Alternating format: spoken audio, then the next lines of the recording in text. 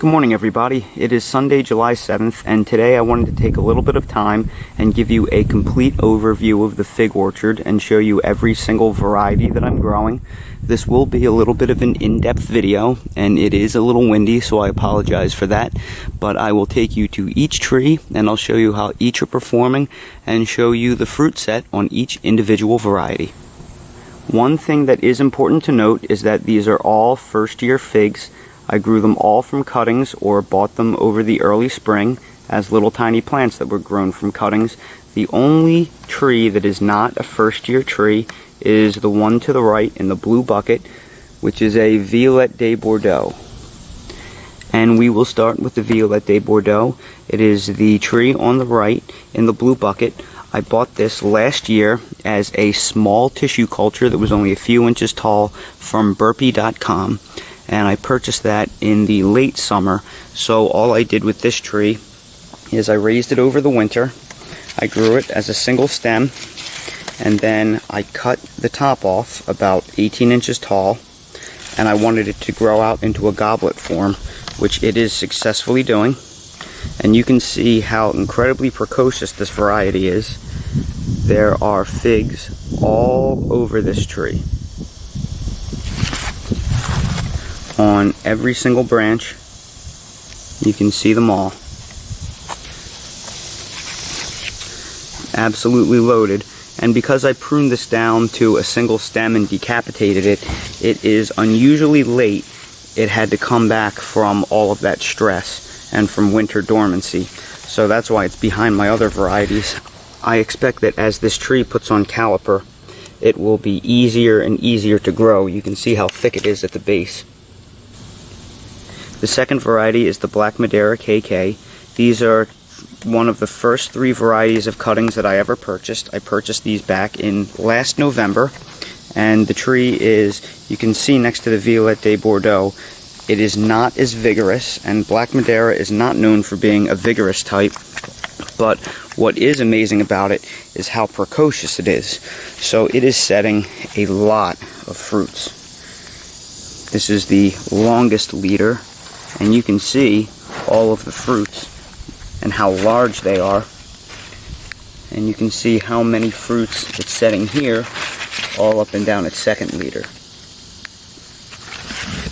So Black Madeira has a reputation for being a pretty late fig, but judging by how large these figs are down here, I think there is no question that I will have myself a really nice crop of Black Madeiras this year.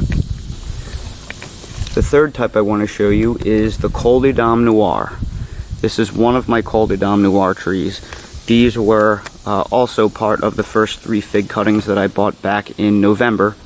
I received two Col de Dame Noirs, and this is one of my two trees. And again, you can see how precocious this variety is. It's one of the tallest, it's very vigorous, and you can see it is loaded with really nice sized fruits.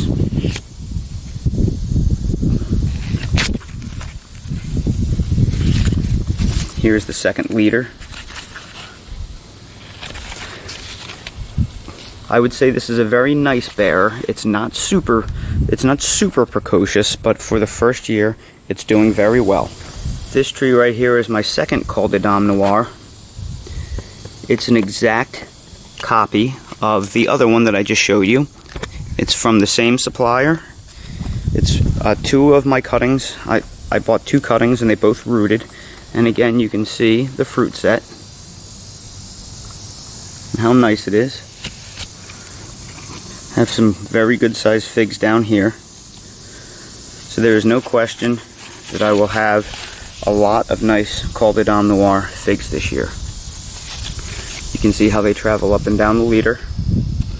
And this one has some side growth on here, which I just pinched because I don't want it to take too much energy off to the side. But even that, this little piece of side growth is starting to fill up with figs. This tree right here is my Col de Dame Blanc. I purchased this back in May, and I didn't receive it and uppot it until May 23rd. So it's barely been 6 weeks. But despite it being 6 weeks, this thing came, it was well under a foot tall. And despite that, you can see the really nice cluster of figs that are starting to form. So this is growing in a really nice, compact, single stem growth habit.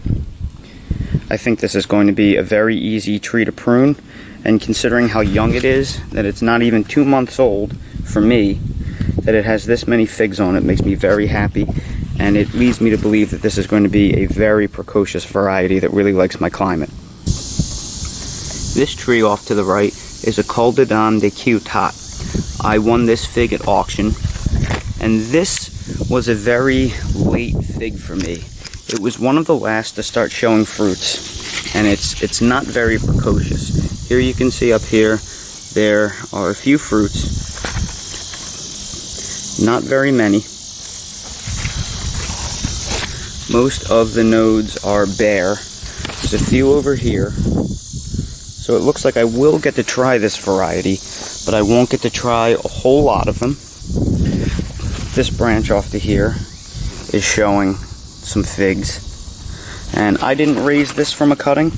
The tag said it was started in January, and I can't quite remember when I got it, but it's only a few months old. It is a beautiful, vigorous bush.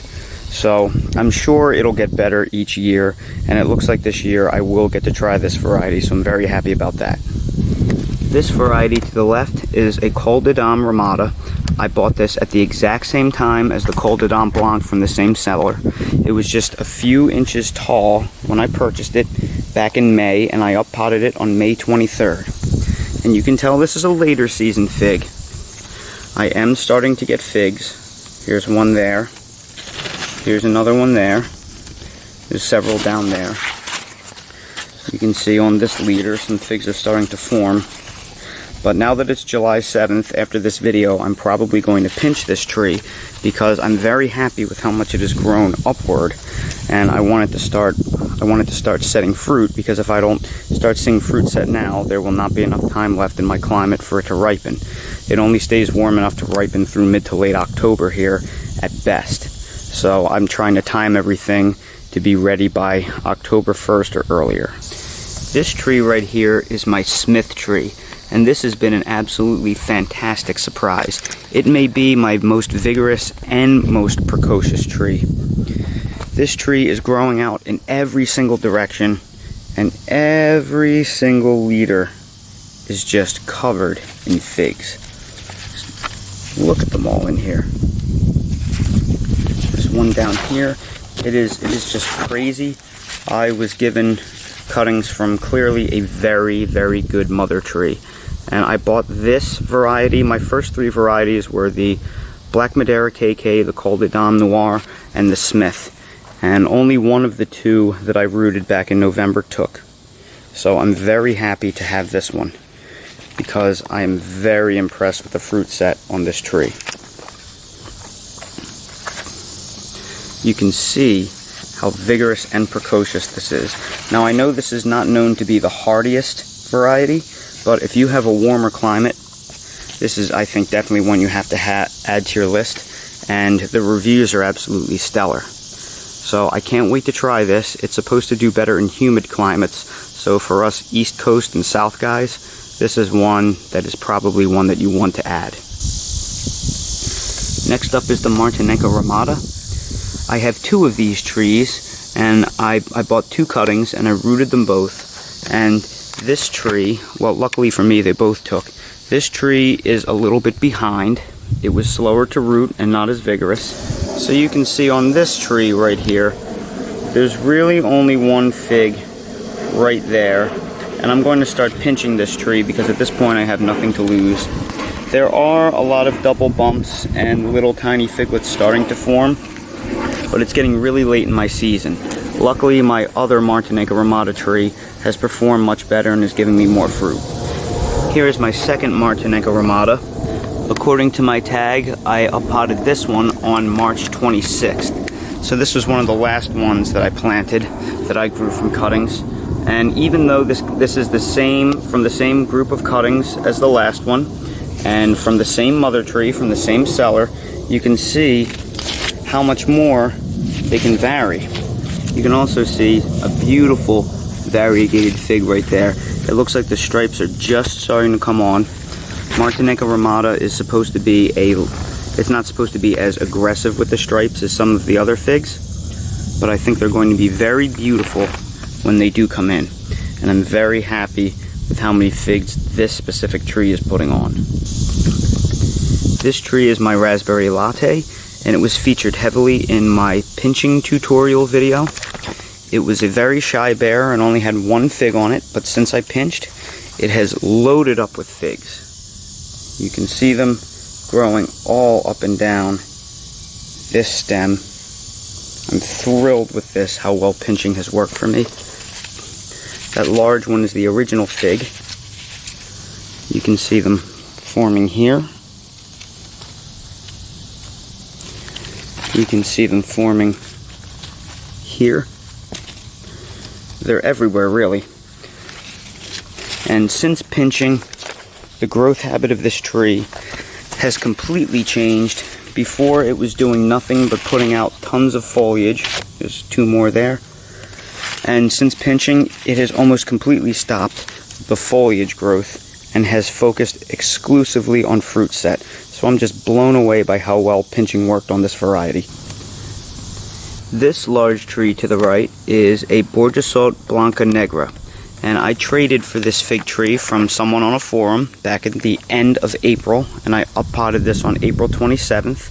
It was a very small tree when I received it.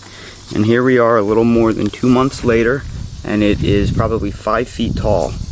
Here you can see some of the figs starting to form. The ones at the bottom are much larger. From what I can see, at least immediately, this is not the most precocious variety. I'm not getting a ton of fruit set on it, but it is beautiful, it is healthy, it is growing very vigorously, despite it being an upright, compact grow habit. So I'm very happy with this, and I can foresee this tree doing very, very well as time moves on and it gets bigger. This is an Olympian fig that I bought from Lowe's as a tissue culture and planted it on April 21st. This has not been a very vigorously growing tree, but it has been incredibly precocious. The amount of fruit set on this tree relative to its size is above and beyond all my other varieties. So recently I made a video about trying to dispel myths that tissue cultures don't set fruit for several years. This tree has really proven that idea wrong, because it is absolutely loaded with really nice sized figs. Here's next to my thumb for a comparison. These have been on there for a while, and I'm hoping they ripen pretty quickly because I'm really excited to try this variety. This smaller tree in the yellow bucket is a Chicago Hardy that I bought in a little bag from Home Depot back in February for $9.98, and I uppotted this on February 27th. And it started growing very vigorously until the fruit started setting on. And since then, the tree itself hasn't grown much.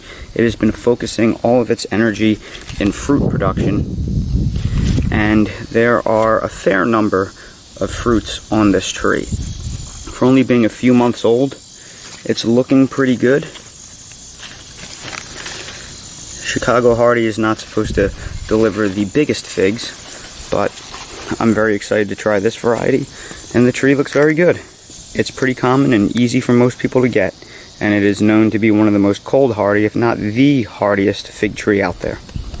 This tree is a Lattarula Italian honey. I bought this last summer from Burpee, but some kind of bug attacked it and girdled it and destroyed the tree, and I was able to rescue some of the cuttings, and I was able to grow this over the fall and winter. So for all intents and purposes, this is a first-year tree. It did start from a tissue culture last summer, and it is absolutely loaded with nice sized figs. Every single leader here, every stem is covered with figs.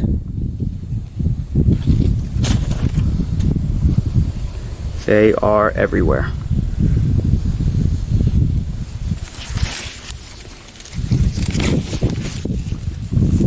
And they're a fairly nice size.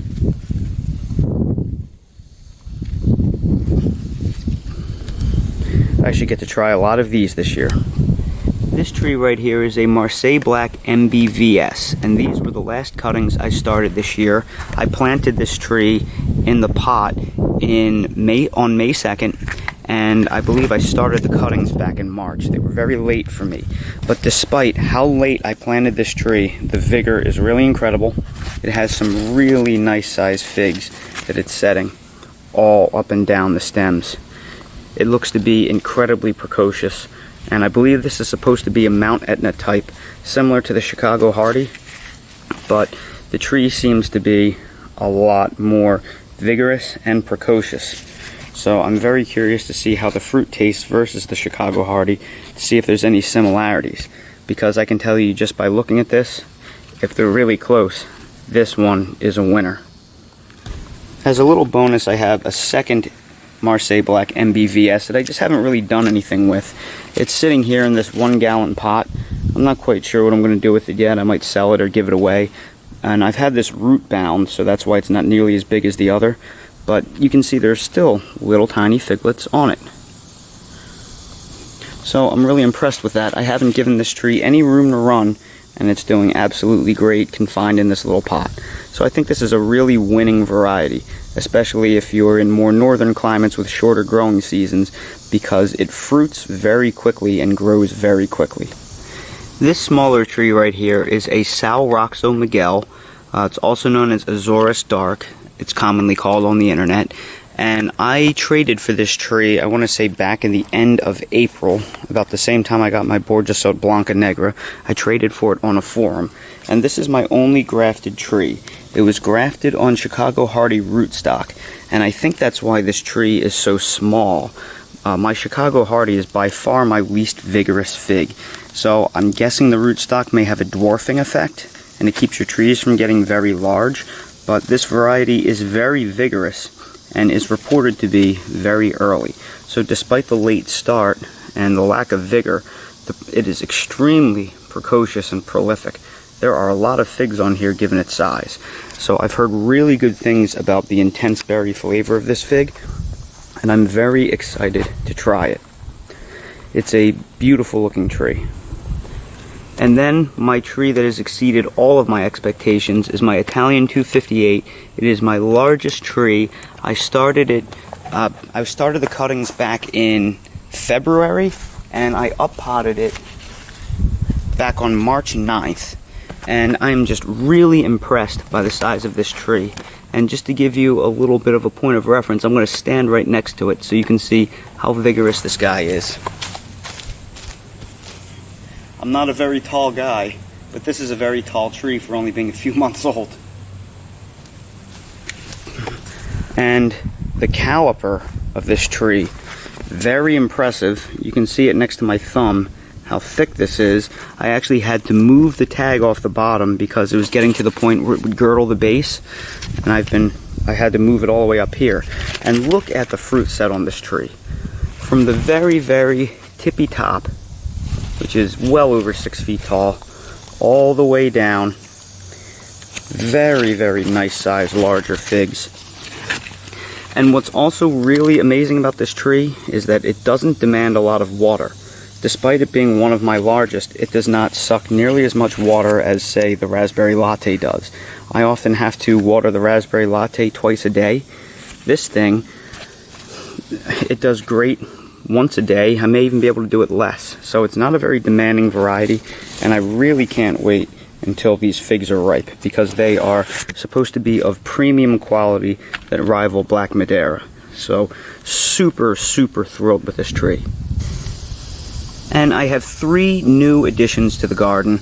I purchased off of FigBid very recently, only a couple weeks ago, 3 Francesco Larusso varieties that have very little information about them.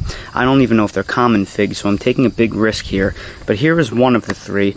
This is the Sangue de Drago Rosso, which I believe means red blood of the dragon, or red dragon's blood. I up-potted this on 6/23, so 2 weeks ago I up-potted that. That's how recent this tree is. And it was grown by a grower in, I want to say, Connecticut. So it needed to be acclimated because it was indoor grown, so I had to spend some time acclimating it, and since then it has put out a ton of new growth, so I'm very happy about that. But I don't think I will get any ripe figs off of it this year. I'm not going to pinch this. I want it to grow into, I wanted to put as much energy into the vigor of the tree as possible, because I want to grow it into a single stem. So I'm just going to have to be patient with this one and wait. This is another Larusso variety. It's called Cinisi, C-I-N-I-S-I. It's supposed to be from Sicily, and this was grown along the same timeline. I won it from the same bidder at the same time. They came on the same day. They had to be acclimated, and these leaves on this tree were beat. I mean, they looked horrible. They were indoor grown, and every single one was burnt to a crisp. So I had to acclimate this over 7 to 10 days, and I'll link to an acclimation video above, because it's a very, very important thing that you need to do slowly and carefully. And I was able to get a lot of bud break, a lot of new leaves, and eventually snap off the old leaves. And the vigor of this tree is just amazing, because I just up-potted it 2 weeks ago, and it looks this good already, considering it was smoked when I got it. So I'm very happy about this. Again, it was up-potted on the 23rd, so it looks like a very vigorous variety, but I don't think I'll get fruit off of it this year, and I don't expect to. So we will find out together next year as to whether or not this fig is a common variety. If you're curious, that's a blood orange that hated it when I brought it indoors during a vacation, and this is a hardy red lime, which is full of fruit. This is supposed to be super cold hardy, so I'm very curious to try that. Some of the fruit's ripening. And this is my final Francesco Larusso variety. This is Sangue de Drago, Buccia Marrone, and I believe that means dragon's blood with brown skin. So this was grown along the same timeline as the others, and this may be the winner of the three in terms of vigor and fruit set, because, don't ask me how, but despite the fact that I just received it a few weeks ago and it's only been potted for 2 weeks and it's not even a foot tall, it has 3 figs on it. So hopefully that means it's a common variety. I really hope it's not a San Pedro or a Smyrna, because the pictures of this fig look very good, and there's a good chance that if it is common, I may be able to try at least one of the figs this year. And here is my final variety. It is a Celeste that I bought from Lowe's underneath the shadow of a dwarf banana. And I really only bought this for 2 reasons. Number 1, I didn't have it, and number 2, everyone has it. So I figured I'd give it a shot, and it was really inexpensive. It was 22 bucks, but it went through a large period of shock, and it came with figs on it, but it dropped all of its initial figs. They were all over the ground, so I was a little upset about that.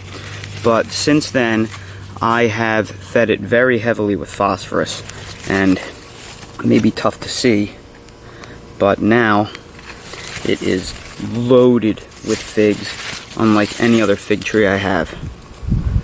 So this was just tagged as Celeste, not an improved Celeste, so I'm not sure what to expect with this. I know that the regular Celeste has a habit of dropping figs, but I hear they do better in the southern humidity, and that doesn't happen so badly down here. So I'm just chalking this up to first year jitters, and we will see how this tree performs. I'm keeping this as a pretty special centerpiece right in my yard, and I'm hoping it'll look pretty nice. I think a fig will do very well with the bananas and palm landscaping once everything grows in. And there you have it. That is every single fig tree that is currently in my collection. I know that was quite a bit of information, so if you have any further questions or you want any details about any of these varieties, please feel free to comment and I will answer your questions as best as they can. I have not tried any of these figs yet. They are all fruiting for me for the first time this year, so we will try them all together. As I start to get ripe fruits, I'll make sure to post taste testing videos to keep everyone in the loop with how each are performing in my climate and how everything tastes here in the humid coastal southeast. What tastes good here will probably taste good in a lot of the locations all along the east coast, as long as you have enough heat and a long enough growing season to grow them all. Everyone, I really hope you enjoyed today's video. If you haven't already, please subscribe to the channel for future updates and more videos like these. Thank you so much for watching, and I hope to see you all again next time.